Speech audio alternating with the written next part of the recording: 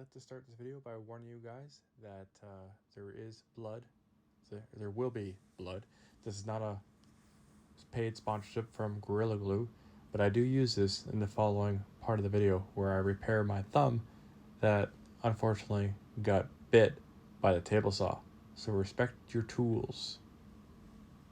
This part of the video is a little bit different. I just came back from working and I ended up accidentally cutting myself. Not sure how bad this is. I just put a couple band-aids and went back to work. Typical of me. I've punched saw blades before by accident, and you've seen that on this channel. This, that, or the other one. It has stopped bleeding since. And I just want to kind of see what I am in for. Ooh, sensitive. Sensitive. Come on. Why is banding gonna stick to the cut? Probably because of the blood. I did just take a shower. I hate that feeling when you're pulling the... I don't want to get the bleeding again.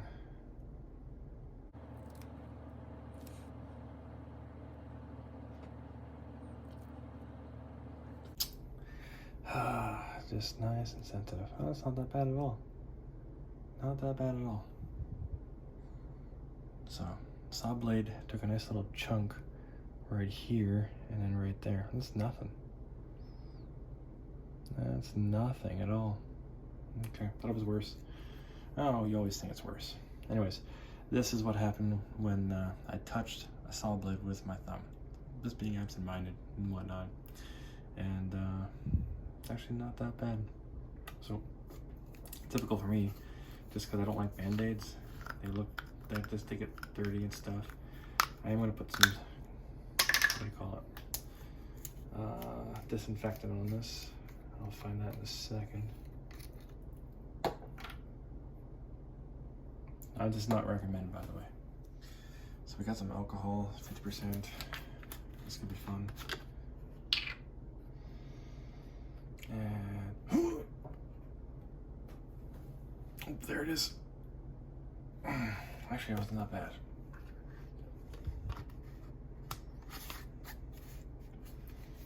Okay. It's made it bleed again, but that's okay, that's normal. Oh, there's a bit of pain. Alright. So I'll let this air dry a little bit. Be back later. So typically what I do is I actually use the Crazy Glue or Gorilla Glue. It's not sponsored at all. And I'll just put this in here and that'll be it. And then just have the idea that maybe I'll just put some polysporin and we'll try that out and see how well that heals. That's itch relief, just not for this. So we're back to this stuff. I don't recommend this. This is just something that I do. I thought I could find some polysporin and make that better with the band-aid, but this is, yep, it's open. So we're just gonna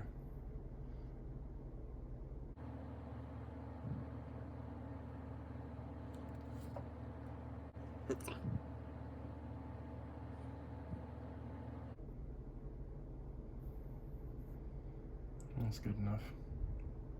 Beautiful. Oh, don't put a stick in this in your ear. So, like I said, guys, this is just what I do. I don't recommend doing this. I've actually sealed up quite a few things and attached a few things with this over time that for me and other people. So I'm just gonna let this air dry as it is, and then we'll leave it as what you see. So this will probably get a little darker, and that's about it. So hope you all enjoy the rest of the video. Hey guys, welcome back to the channel. We have a mess in here full of car parts. As you can see, we are fully loaded. Car parts and tools everywhere. Be careful where you stand. But we're building a subwoofer box and got a nifty little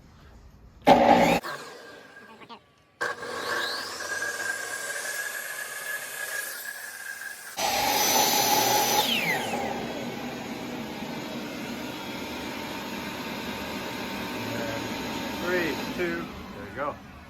Done. So vacuum stays on a little bit longer after the saw is done. And so far she's working. We need a better power situation, but things are kind of working out. So I'm gonna cut some more pieces of wood and then I'm starting nailing, gluing, and whatnot. It's getting cold, so make sure you bring your glue inside because it feels the cold too. And oh, sorry, I gotta hold it.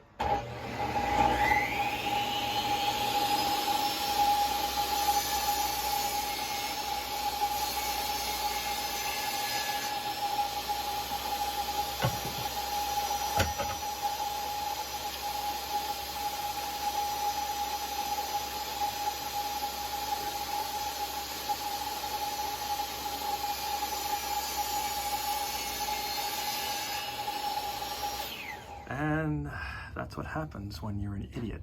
Do you also want peroxide on it? I'm fine. Making videos about it. So, I have baptized the saw. Be smart, guys. Don't do what I've done. Exactly. My friend's laughing at me right now. Of course. I would too.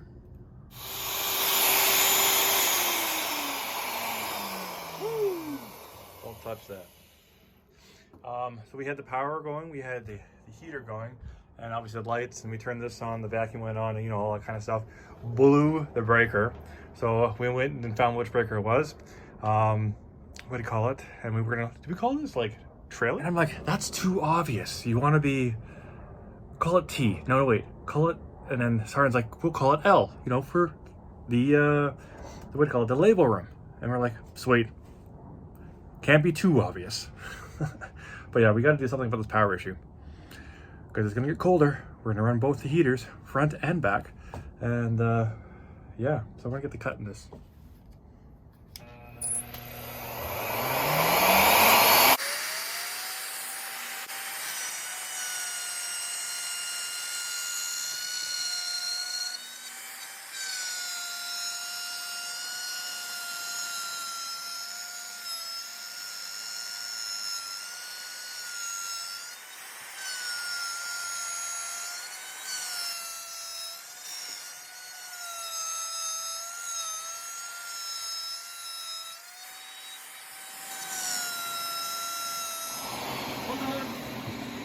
The fun part.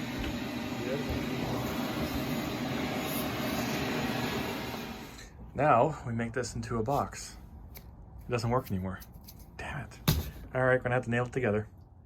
Once all the cuts are made, I like to do a dry fitting of the subwoofer box to see how well it gets put together.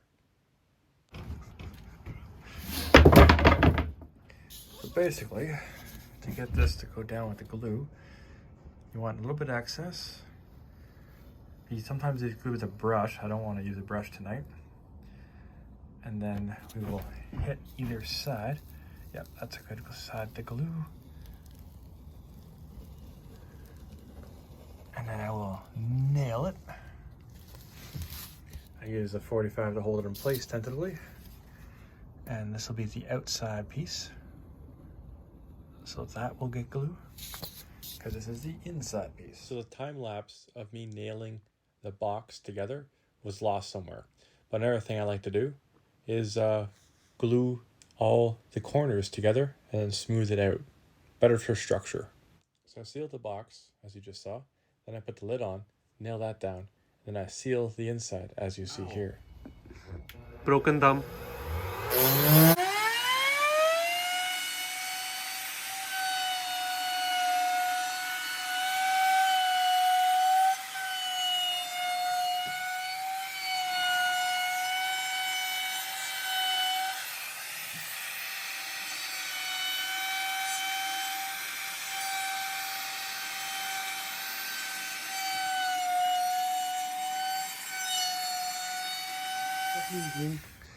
And we have finished the subwoofer box. A little bit of sanding there, some little bit of body fill, wood filler, you know.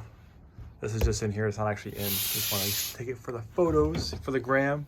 This is where the port's going, but not right here because it'll go right into the subwoofer. We're gonna go off this side. Yes, I'm using your joke. But yeah, very happy with it. So we've made it this far in the video. We're gonna end off here. Thumbs up for being safe around power tools. Yeah, and, look who's talking. Right? The guy has his like 1.5 thumb right now. Like half of it is off. And stay safe, guys.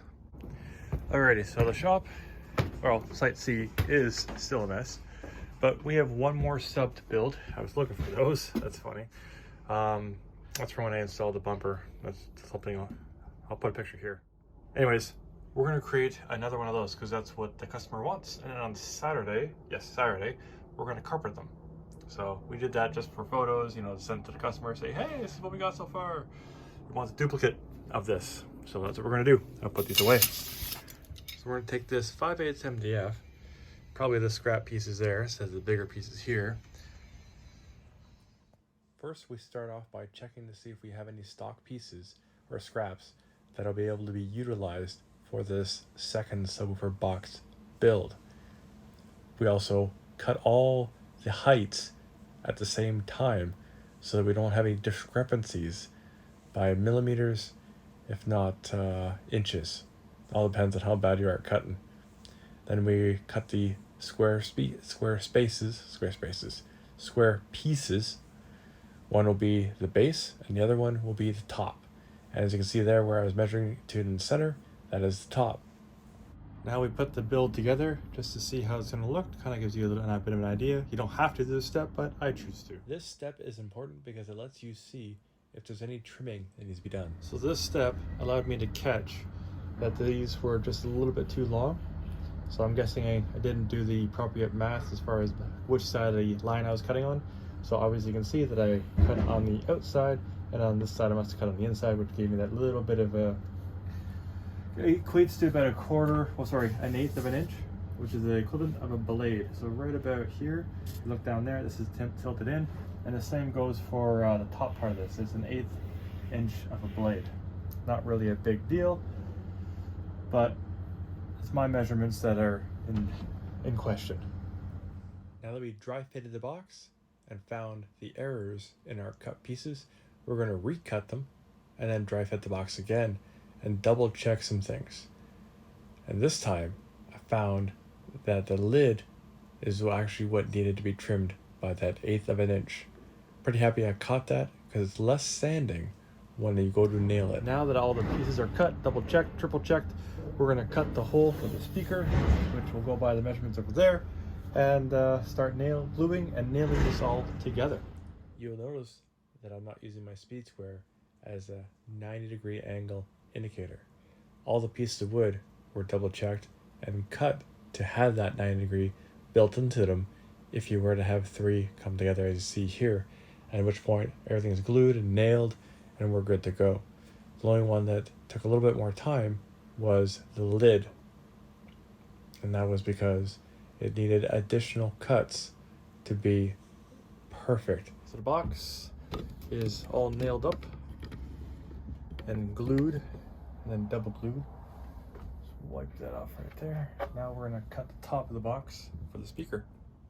A lot of people use a jigsaw because everybody has a jigsaw to cut the subwoofer or speaker hole, and you can get a pretty good cut in doing so, as long as you have a steady hand.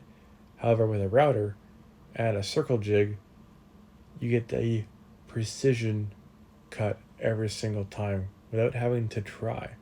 Whereas again, with the jigsaw, you'll get those blade chips. So upon checking, I found that I have a bit of an edge that I need to rip off. So it's an 1/8 of an inch, yet again, so take off an 1/8 of an inch on one side, 1/8 of an inch on this side, and there you have it. So we're just gonna quickly rip that off. Taking the extra time to make sure all the cuts are perfect, even though we've doubled and triple checked, pays dividends in that you don't have to spend as much time sanding and trimming to make the box perfectly square. Just my thoughts on the process, at which point double check again to see the orientation of the sub face so that all angles are at 90 degree and you won't have any issues whatsoever. Heck, even mark it a little bit with a pencil, and that way you have the same lines match up exactly where you want them to. Checking to make sure the glue is in all the corners equals a securely fastened speaker box lid. Now we're going to switch over to router all the corners, and that way you get that nice smooth transition. The circle piece there is scrap, and we're going to use it to test the depth of the router. At which point, as you see here, we're going to be routering all the way around the subwoofer box, so when it comes time to carpet it, it has the perfect transition from one side of the subwoofer box to the other. At which point now, we sand down the entire subwoofer box, so any small imperfections, a little bit of sometimes when you nail, it pushes the wood apart, and things of that nature are all sanded to be perfect. Now the box has been sanded, it's time to make a couple measurements and then cut the speaker terminals whole, and that way we're ready for the subwoofer to be installed once we have it. But before that, on Saturday, we'll be carpeting both of these boxes. So stay tuned for that. So the phone lost power, but we have two identical, let's line this up because I pushed it forward, subwoofer boxes.